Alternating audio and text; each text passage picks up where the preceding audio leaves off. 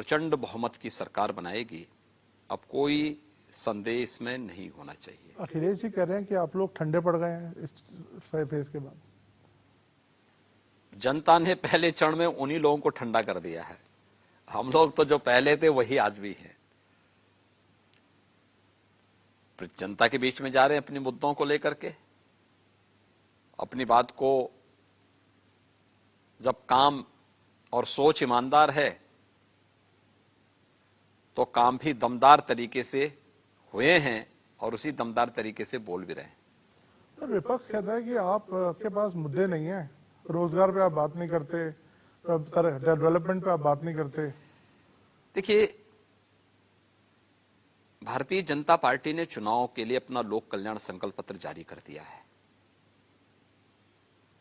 लोक कल्याण संकल्प पत्र राष्ट्रवाद को लेकर, प्रदेश के समग्र विकास को लेकर, गरीब कल्याण को लेकर के पूरी ईमानदारी के साथ लागू हुआ है, लागू होगा। प्रधानमंत्री मोदी जी ने देश के अंदर भारत की राजनीति के एजेंडे को बदला है। पहले जाति, मत, मजहब, परिवार के इर्द गिर्द बनी भारत की राजनीतिक व्यवस्था आज विकास पर, सुशासन पर, गांवों के लिए, गरीब के लिए, किसान के लिए, नौजवान के लिए, महिलाओं के लिए, इन सभी मुद्दों पर चर्चा का विषय बना हुआ है। और प्रधानमंत्री मोदी जी के जी विजन के अनुरूप उत्तर प्रदेश में कार्य भी हुआ है। और अगले टेन्योर के लिए जो संकल्प पत्र हमने जारी किया है, संकल्प का विकल्प नहीं होता। ये भारतीय जनता पार्टी की जनता के प्रति प्रतिबद्धता को दर्शाता है और भारतीय जनता पार्टी ने अपने संकल्प पत्र को विकास से जुड़ा हुआ, आस्था के सम्मान से जुड़ा हुआ, गरीब कल्याण से जोड़ करके वह भी जारी किया है। हमने किया है और हम कर रहे हैं। सर, तो फिर ये मुद्दे कहां से आते हैं कि अली के साथ हैं, बजरंग बली के साथ हैं, 80 के वर्सेस 20? ये क्रिया की प्रतिक्रिया है। अगर कोई व्यक्ति, भाई मैंने तो 80-20 की बात की थी, मैंने कहा 80% बीजेपी के साथ होगा, 20% हमेशा विरोध करता है, विरोध करेगा। हमने जाति, मत, मजहब की बात नहीं की थी, हमने तो 80 बनाम 20 की बात की थी। 80 वे लोग जो सरकार के सुरक्षा के एजेंडे से खुश हैं, 80 वे लोग जो सरकार के लोक कल्याणकारी और गरीब कल्याणकारी कार्यों से खुश हैं, जिन्हें विकास पसंद है, जिन्हें राज्य सरकार के द्वारा पारदर्शी तरीके से ईमानदार भर्ती की प्रक्रिया के माध्यम से अपने कार्यक्रमों को आगे बढ़ाने का अवसर प्राप्त हुआ है। उन लोगों को, जिन लोगों के जीवन में व्यापक परिवर्तन लाने का काम हुआ है और जो लोग प्रदेश सरकार के हर अच्छे कार्य को हमेशा समर्थन करते हैं, 80% वे लोग होंगे। 20% वे लोग जिनको हमेशा विरोध करना है, वे पहले भी विरोध करते थे, आज भी विरोध करेंगे, नकारात्मक सोच है, वे पेशेवर माफिया और अपराधियों के समर्थक हैं, वही रहेंगे। तो चुनाव तो 80 बनाम 20 का है। लेकिन मैं कह सकता हूं कि पहले चरण के मतदान के बाद स्पष्ट हो चुका कि वास्तव में चुनाव 80 बनाम 20 का ही है।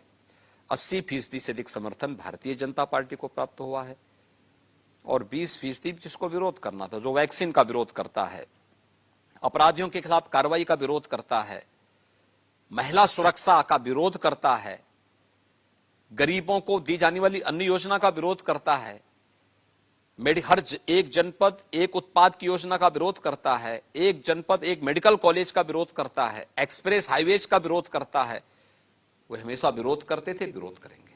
सर, आपका आज एक ट्वीट मैंने देखा अभी आने से पहले कि गजवाए हिंद का सपना देखने वाले तालिबानी सोच के मजहबी उन्मादी की गांठ लें कि वो भारत में शरिया नहीं चलेगा, संविधान चलेगा। ये आज ट्वीट करने का मतलब और इसका देखिए, क्या मतलब तात्पर्य? नहीं है ये।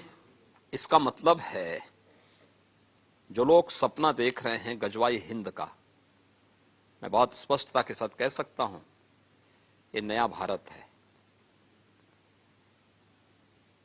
ये दुनिया के सबसे लोकप्रिय नेता से नरेंद्र मोदी जी के नेतृत्व का भारत है। इस नए भारत में विकास सबका, लेकिन तुष्टीकरण किसी का नहीं। सबका साथ, सबके विकास की भावना के साथ सरकार कार्य कर रही है।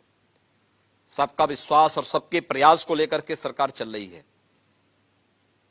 ये नया भारत संविधान के अनुरूप चलेगा, शरीयत के अनुरूप नहीं।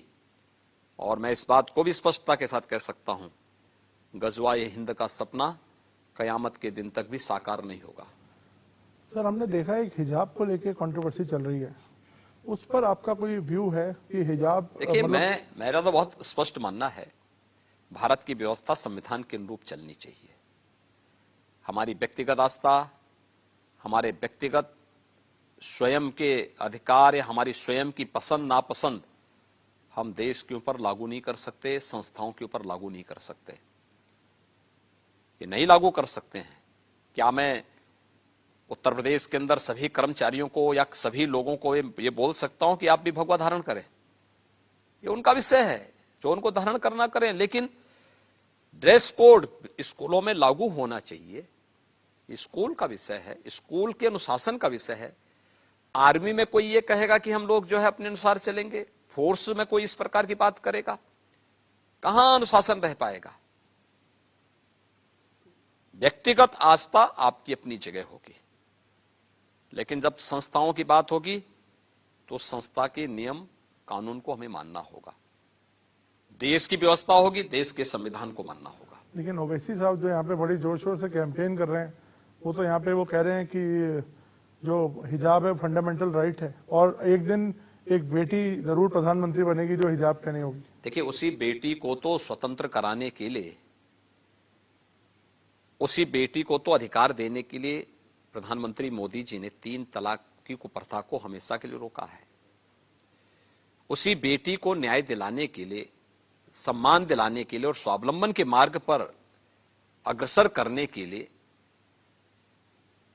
ये फैसले लिए जा रहे हैं। और उसी बेटी के सम्मान को लेकर के हम लोग इस बात को कहते हैं कि शरीयत के अनुसार व्यवस्था नहीं चलेगी, संविधान के अनुरूप चलेगी।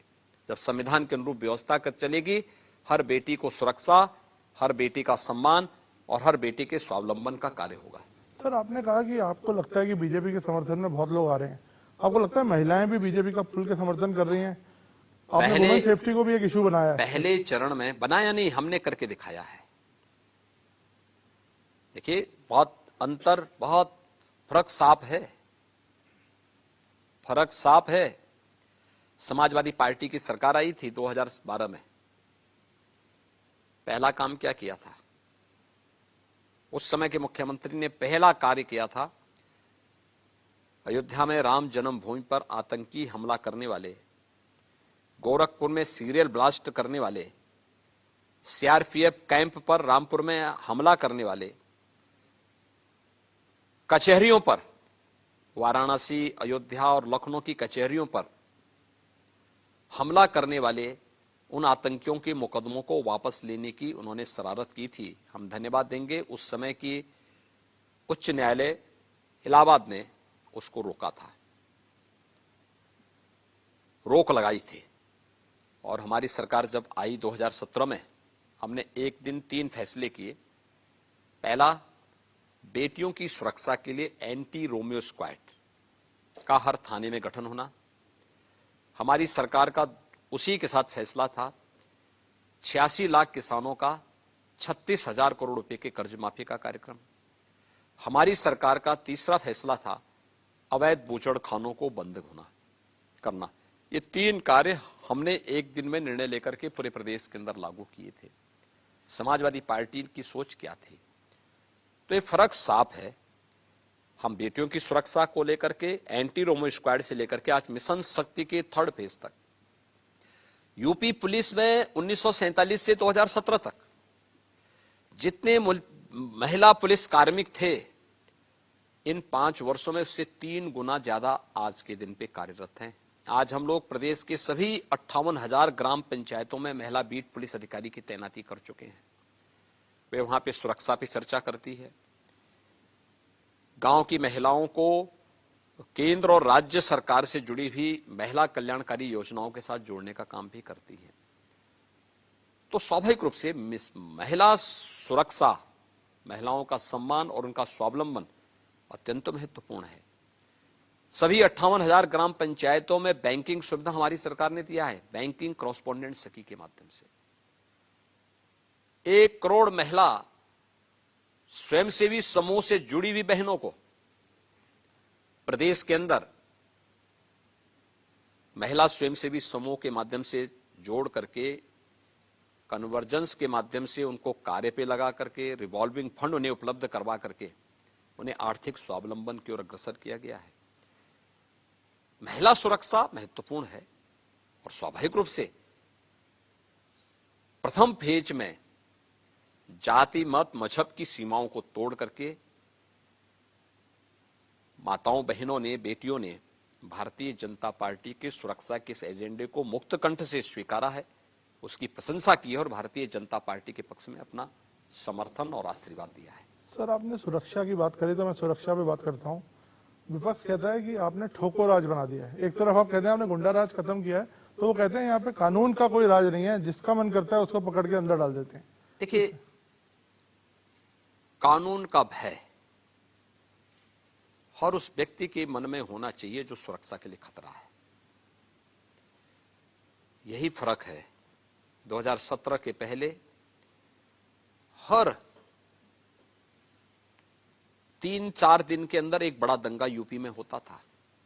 महीनों तक प्रदेश में कर्फ्यू रहता था, अराजकता चरम पर थी, गुंडागिर्दी होती थी। आज तो प्रदेश में 5 साल में कोई दंगा नहीं हुआ, कर्फ्यू नहीं लगा। आज प्रदेश के अंदर कर्फ्यू नहीं लगता है, व्यापारी और महिलाओं पर बमबाजी नहीं होती। आज तो प्रदेश में कावड़ यात्रा शानदार तरीके से निकलती है और हर हर बम बम का नारा लगा करके कावड़ यात्री जब निकलते हैं तो उसका दूसरा ही नजारा होता है। ये आस्था का भी सम्मान है और लोगों को प्रदेश के अंदर सुरक्षा का एहसास भी कराता है। सर, अखिलेश यादव कहते हैं कि छोटे से गुनाह के लिए आजम खान को तो अंदर किया हुआ है, लेकिन जो टेनी है उनके बेटे, उनको जमानत मिल गई, जिन पर आरोप है कि उन्होंने फार्मर्स को मारा। देखिए, आजम खान बाहर आए ये तो अखिलेश जी भी नहीं चाहते। ऐसा क्यों? क्योंकि अखिलेश जी की कुर्सी खतरे में पड़ जाएगी।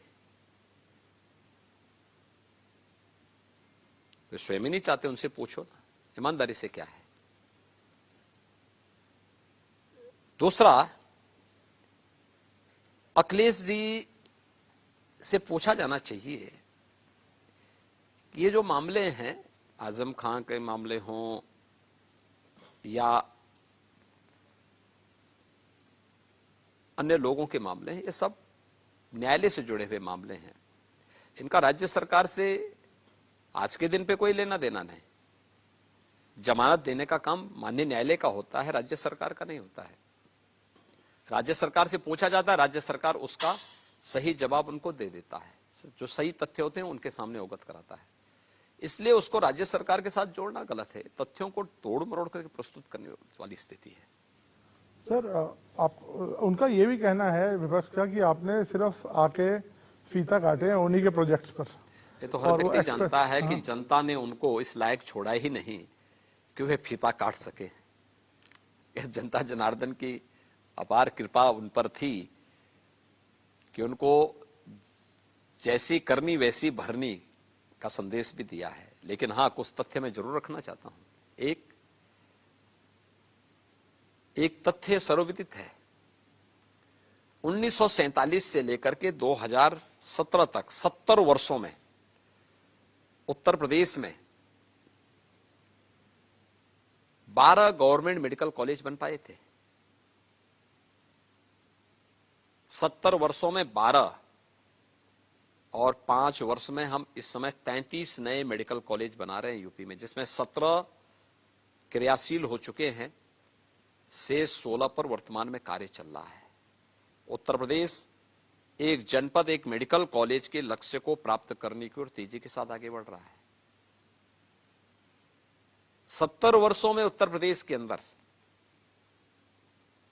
1.5 एक्सप्रेसवे बना था।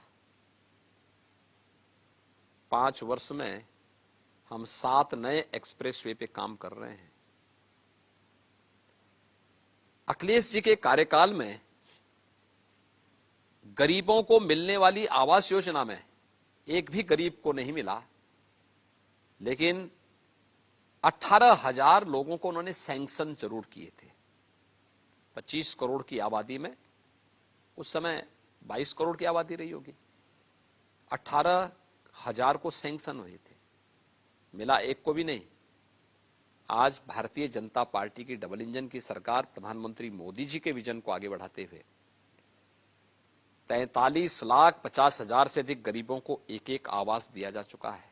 नेम्ड है, पूरी सूची है। उन गरीबों के घर में, उन गरीबों को सिर ढकने के लिए एक एक छत मिला है। प्रधानमंत्री जी जिसके लिए कहते हैं कि यह गरीब जिसके पास अपना मकान नहीं था, कुछ भी नहीं था, या झोपड़ी थी, या टूटी फूटी खपड़ेल की छत थी, आज उनके पास पक्का मकान बन गया है। 43,50,000 से अधिक गरीब आज लखपति हुए हैं। प्रधानमंत्री स्वामित्व योजना के माध्यम से प्रदेश के अंदर लगभग 25 लाख उन ग्रामीण क्षेत्रों में लोगों को जिनके पास ग्राम सभा की जमीन पर जिन्होंने मकान बनाए थे, उन्हें उनका हक, मालिकाना हक प्राप्त हुआ है। 2,61,00,000 गरीबों को निजी शौचालय मिले। ये शौचालय स्वच्छता का प्रतीक तो था ही, नारी सुरक्षा और गरिमा के प्रतीक भी थे। 1,43,00,000 गरीबों को फ्री में विद्युत के कनेक्शन मिले। इसके लिए 1,21,000 से अधिक गांव और मजरों में विद्युतीकरण कराना पड़ा था। प्रधानमंत्री सौभाग्य योजना के कारण संभव हो पाया। 1,56,00,000 गरीबों को फ्री में प्रधानमंत्री उज्ज्वला योजना में रसोई गैस के कनेक्शन मिले। धुएं से उन्हें निजात मिली, ये प्रधानमंत्री मोदी जी के कारण।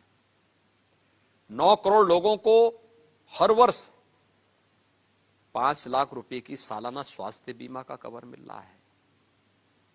और कोरोना कालखंड में आपने देखा होगा, यूपी में इतनी बड़ी आबादी का प्रदेश, कब थर्ड वेव आई, कब चली गई, कोई पता ही नहीं लगने दिया। फ्री में टेस्ट, सर्वाधिक टेस्ट यूपी ने कराए हैं, देश के अंदर नंबर 1 है। फ्री में उपचार, फ्री में वैक्सीन। पहली डोज 100% लोगों ने ले ली है, सेकंड डोज 75% लोगों ने ले ली है। मैं जहां जाता हूं पूछता हूं वैक्सीन ली, लोग हाथ खड़ा करके बोलते हैं हमने ली। लोग आभार व्यक्त करते हैं प्रधानमंत्री मोदी जी का कि मोदी जी के कारण जान बची है। और मैं ही कहना चाहता हूं, जो लोग वैक्सीन का विरोध करते थे, दुष्प्रचार करते थे, जनता ने वैक्सीन लेकर के मोदी जी के प्रति अपने समर्थन की अभिव्यक्ति इसी के माध्यम से कर दी है। और मैं कह सकता हूं कि 15 करोड़ लोगों को उत्तर प्रदेश में डबल इंजन की सरकार है तो डबल डोज राशन की भी दिया जा रहा है। ये पैसा पहले कहां जाता था? अखिलेश जी को संभवतः ये आंकड़ों की जानकारी होगी भी नहीं, वो रखना भी नहीं चाहते होंगे, क्योंकि इतनी फुर्सत ही कहां। मित्र मंडली से फुर्सत हो, सोने से फुर्सत हो, सपना देखने से फुर्सत हो, तो इन सब के बारे में सोचे भी। इसलिए उनको इन सब चीजों की जानकारी नहीं होगी। इनके जानकारी के लिए उनके लिए फिर एक अलग से कोई एक ऐसा व्यक्ति रखना पड़ेगा जिनको पहले आंकड़े रटवाने पड़ेंगे, फिर वह उनको रटवाए तो उनको जानकारी होगी। इसलिए बड़े बाप के पुत्र हैं, आराम से 12 घंटे सोते हैं, 6 घंटे अपने मित्र मंडली के साथ व्यतीत कर